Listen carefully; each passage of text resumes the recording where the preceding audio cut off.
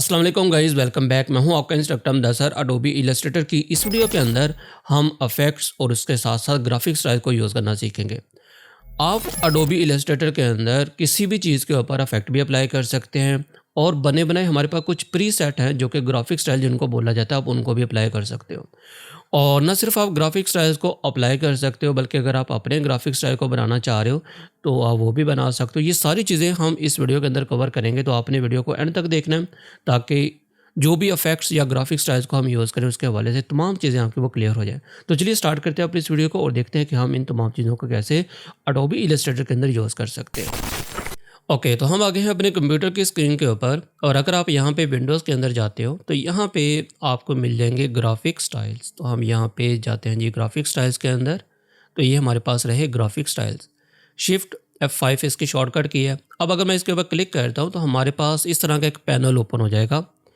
अब इस पैनल के अंदर आपको दो चीज़ें मिलेंगी, एक है अपीयरेंस पैनल और एक है ग्राफिक स्टाइल। अच्छा, अपीयरेंस पैनल को हम अगली क्लास के अंदर कवर करेंगे, तो अभी हम यहाँ पे ग्राफिक स्टाइल के ऊपर बात करेंगे। और उसी के साथ साथ अगर हम यहाँ पे इफेक्ट्स के अंदर आते हैं तो यहाँ पे ये जो इफेक्ट्स हैं हम इनको भी साथ में यूज़ करना सीखेंगे।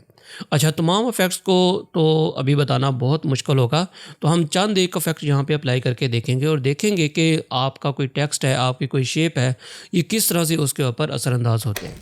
तो यहाँ पे मैं एक टेक्स्ट राइट कर लेता हूँ, आप कुछ भी लिख सकते हो यहाँ पे। तो मैं यहाँ पे लिख लेता हूँ जी ग्राफिक और उसके बाद इसका जो साइज़ है मैं इंक्रीज़ कर देता हूँ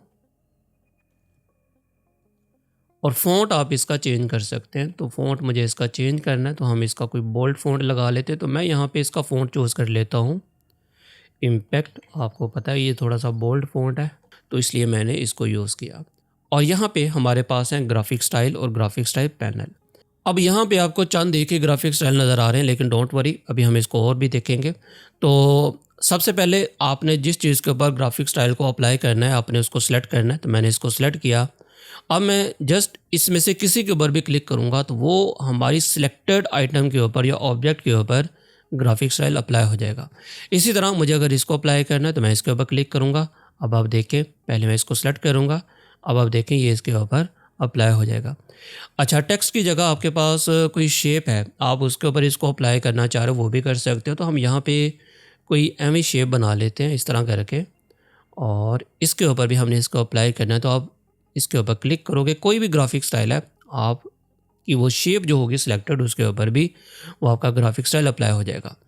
अच्छा, अब यहाँ पे अभी आपको बहुत कम ग्राफिक स्टाइल नज़र आ रहे हैं, आप चाहते हो कि आपको ज़्यादा ग्राफिक स्टाइल चाहिए, तो उसके लिए अगर आप यहाँ पे आते हो तो यहाँ पे आपको काफ़ी कैटेगरीज मिल जाएंगी और इन तमाम कैटेगरीज़ के आपको डिफरेंट डिफरेंट ग्राफिक स्टाइल मिलेंगे। तो सबसे पहले हम 3D से स्टार्ट करते हैं।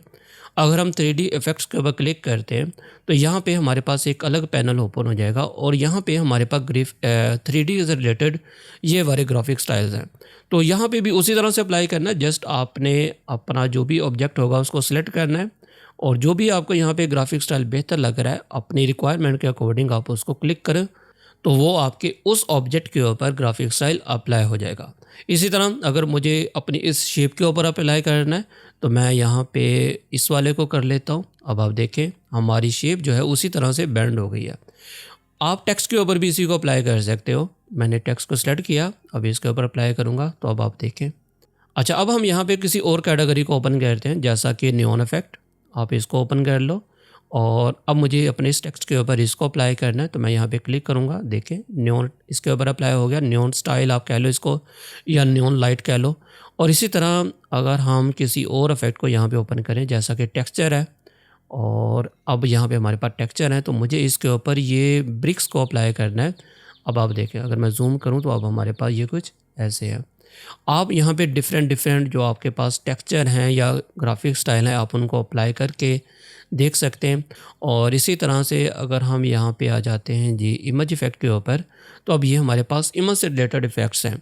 फॉर एग्जांपल आपके पास कोई भी इमेज है और आप उसके ऊपर अप्लाई करना चाह रहे हो। अच्छा, ये चीज़ माइंड में रखना कि ये ग्राफिक स्टाइल सिर्फ टेक्स्ट या शेप के ऊपर ही अप्लाई नहीं होंगे, बल्कि अगर आपके पास कोई इमेज भी है तो आप इसको उसके ऊपर भी अप्लाई कर सकते हो। तो मैं यहाँ पे अब इसको सेलेक्ट करता हूँ और यहाँ पे हम इसको क्लिक कर लेते हैं। तो अब देखें कि ये हमारे पास हमारे स्पेसिफिक ऑब्जेक्ट के ऊपर अप्लाई हो गया। ओके, तो अब हम देखते हैं कि हम अगर कोई इफेक्ट इसके ऊपर अप्लाई करना चाह रहे हैं तो हम कैसे कर सकते हैं। सबसे पहले तो आप इसको नन कर दो और इसी तरह हम इसको भी नन कर देते हैं, हमें कोई इसके ऊपर अफेक्ट अभी स्टाइल अप्लाई नहीं करना। कलर हम इसका यहाँ से चेंज कर लेते हैं और यहाँ पे हो गया जी हमारे पास रेड। अच्छा, टेक्स्ट इफेक्ट इसके ऊपर अभी भी अप्लाई है, तो मैं क्या करूँगा, मुझे इसमें से टेक्स्ट इफेक्ट को ख़त्म करना है, तो मैं इसके ऊपर क्लिक कर दूँगा और अब हम यहाँ से इसका स्ट्रोक ख़त्म कर देते हैं और इसके ऊपर हम टेक्स्ट को रेड कर लेते हैं। तो अब ये हमारे पास है। अब इसके ऊपर कोई इफेक्ट अभी अप्लाई नहीं है। अब हमने इसके ऊपर करना है जी इफेक्ट अप्लाई। सेम इसी तरह से इस शेप का भी आप कलर चेंज कर लो, कोई भी आप कलर अप्लाई कर लो, बल्कि इसका भी काम नहीं है यहाँ पे। अच्छा, अब मुझे इसके ऊपर इफेक्ट्स अप्लाई करने हैं। डिफरेंट डिफरेंट इफेक्ट्स हमारे पास। अगर आप यहाँ पे आते हो तो यहाँ पे हमारे पास, अगर आप यहाँ पे देखो तो लिखा हुआ है इलस्ट्रेटर इफेक्ट्स, और इसी तरह अगर आप यहाँ पे आते हो तो यहाँ पे लिखा हुआ है फोटोशॉप इफेक्ट्स। मतलब ये ऊपर वाले इफेक्ट्स वो हैं जो कि आप किसी भी जो आपके वेक्टर बेस चीज़ है, आइटम है, आप उसके ऊपर अप्लाई कर सकते हो। और सेम उसी तरह से अगर आपके पास कोई इमेज है, रास्टर इमेज है, और आप उसके अकॉर्डिंग उसके ऊपर उसको ब्लर करना चाह रहे हो या उसके ऊपर डिफरेंट टाइप के इफेक्ट्स लगाना चाह रहे हो, जैसा कि हमने फोटोशॉप के अंदर देखे थे, तो आप उनको भी यहाँ पे अप्लाई कर सकते हो। अभी के लिए मैं यहाँ पे किसी को भी अप्लाई कर लेता हूँ। जैसा कि अगर हम स्टाइलाइज के अंदर आते हैं तो यहाँ पे हमें मिलेगा ड्रॉप शेडो। अब मुझे इसके ऊपर ड्रॉप शेडो अप्लाई करना है, तो मैं क्लिक करूँगा तो आप देखें ड्रॉप शेडो यहाँ पे अप्लाई हो जाएगा। अच्छा, अब यहाँ पे ड्रॉप शेडो अप्लाई हो गया और यहाँ पे सबसे पहले हमारे पास आ जाएगा ब्लेंडिंग मोड, और ये बाय डिफ़ॉल्ट मल्टीप्लाई के ऊपर होता है। तो इसके बाद नीचे आ जाएगा ओपेसिटी। ये जो इसके नीचे कलर आपको शेडो का कलर नज़र आ रहा है, इसकी ओपेसिटी क्या होगी, 75 बाय डिफ़ॉल्ट आ रहा है। तो अगर आप इसको कम करना चाह रहे हो तो बिल्कुल कर सकते हो। और यहाँ पे आप देखो कि अभी ओपेसिटी इसकी, या जो शेडो की डार्कनेस है वो कम हो गई है। अब नेक्स्ट हमारे पास यहाँ पे आ गया एक्स ऑफसेट और वाई ऑफसेट। मतलब अगर आप इसको दाएं बाएं करना चाह रहे हो तो हम एक्स ऑफसेट को यूज़ करेंगे, और अगर आप इसको ऊपर नीचे मूव करना चाह रहे हो अप डाउन इस शेडो को, तो वहाँ पे हम वाई ऑफसेट का यूज़ करेंगे। और इसके बाद आ गया आपने कितना ब्लर रखना है। तो सबसे पहले हम इसको वापस से 75 कर लेते हैं, हमें इतना ही चाहिए। और यहाँ पे अब हम इसको चेंज करते हैं। देखें ये क्या हो रहा है कि राइट तरफ मूव हो रहा है। इसी तरह अगर मैं इसको क्लिक करूँगा तो ये क्या होगा, ये लेफ़्ट साइड की तरफ मूव हो रहा है। अगर मुझे इसको ऊपर की तरफ लेके जाना है तो मैं यहाँ पे वाई वाले को क्लिक करूँगा, मतलब वाई वाले को प्रेस करके रखूँगा, ये नीचे की तरफ आ रहा है। और अगर हम इसको ऊपर की तरफ लेके जाना चाह रहे हैं तो हम इसको माइनस की तरफ लेके जाएंगे। तो ये हो गया जी हमारे पास इसके डायरेक्शन। इसके बाद आ गया जी ब्लर। आप इसको कितना ब्लर करना चाह रहे हो, यहाँ से हम इसको ब्लर कर सकते हैं। ये भी इतना ब्लर हो गया, तो ये आप ब्लर अपने हिसाब से इसको एडजस्ट कर सकते हो। फिर आ गया जी आपके पास कलर। आप कलर कौन सा चूज़ कर रहे हो, करना चाह रहे हो इसके शेडो के लिए। तो वैसे बाय डिफ़ॉल्ट ब्लैक ही या ग्रे स्केल इसका कलर होता है, तो आप उसी को यूज़ करें। तो वैसे अगर आपकी कोई स्पेसिफिक नीड हो तो आप उसके मुताबिक इसको बिल्कुल यूज़ यहाँ पे कर सकते हो। तो मैं यहाँ पे कर दूंगा। तो यहाँ पे हमारे पास इसके ऊपर जो शेडो है वो अप्लाई हो गया है। इसी तरह अगर हम दोबारा इफेक्ट्स के ऊपर जाते हैं तो यहाँ से अब हम यहाँ पे किसी और इफेक्ट को ओपन करते हैं। जैसा कि मैं यहाँ पे नीचे आता हूँ, मैं इसको यहाँ पे लेके आता हूँ और यहाँ पे हम विंडोज़ में जाते हैं, और सॉरी इफेक्ट्स में, और यहाँ पे हम कोई और इफेक्ट अप्लाई करते हैं। जैसा कि यहाँ पे आपको मिलेगा डिस्टॉर्ट एंड ट्रांसफॉर्म, और उसके ऊपर हम यहाँ पे रफन को अप्लाई करते हैं। अब देखें हमारी जो शेप है वो थोड़ी सी रफ़ हो गई है, इसके एजेस रफ़ हो गए हैं। तो यहाँ पे आप इसको बढ़ा घटा सकते हो, आप एब्सोल्यूट वैल्यू को यहाँ पे कर सकते हो, और सेम उसी तरह से इसके ऊपर भी अप्लाई होगा। आप साइज़ को इंक्रीज़ करो। आपको इसके जो एजेस या पॉइंट्स हैं या आपको स्मूथ चाहिए तो आप इसके ऊपर क्लिक कर सकते हो। तो आप इसको भी यूज़ कर सकते हो अपने एज इफेक्ट अपने ऑब्जेक्ट के ऊपर। मैं कैंसिल करता हूँ और फिर हम इसी के अंदर जाते हैं, और इसी के अंदर हमें मिलेगा जिग-जैग भी। तो हम जाते हैं डिस्टॉर्ट एंड ट्रांसफॉर्म, और हमें मिलेगा यहाँ पे जिग-जैग। तो ये कुछ इस तरह करके जिग-जैग आपकी शेप बनाएगा। ये आप पाथ के ऊपर भी अप्लाई कर सकते हो, ये आप शेप के ऊपर भी अप्लाई कर सकते हो, डिपेंड करता है। तो ये हम यहाँ से भी चेंज कर सकते हैं।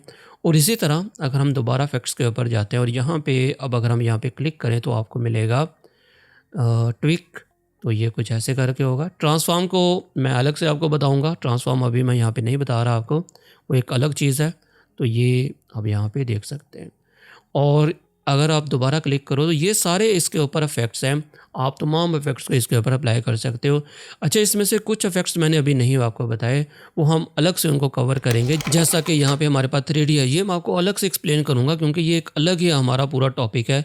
और इसी तरह अगर आप नीचे आ जाते हो तो यहाँ पे हमारे पास वार्प है, ये भी हम अलग से ही यहाँ पे कवर करेंगे। अच्छा, फैक्ट्स और ग्राफिक स्टाइल के बारे में बताने का मेरा मकसद क्या था, क्योंकि अगली क्लास के अंदर हम अपीयरेंस पैनल को यूज़ करना सीखेंगे और अपीयरेंस पैनल के अंदर हम ग्राफिक स्टाइल को भी दोबारा से यूज़ करेंगे और इफेक्ट्स को भी यूज़ करेंगे।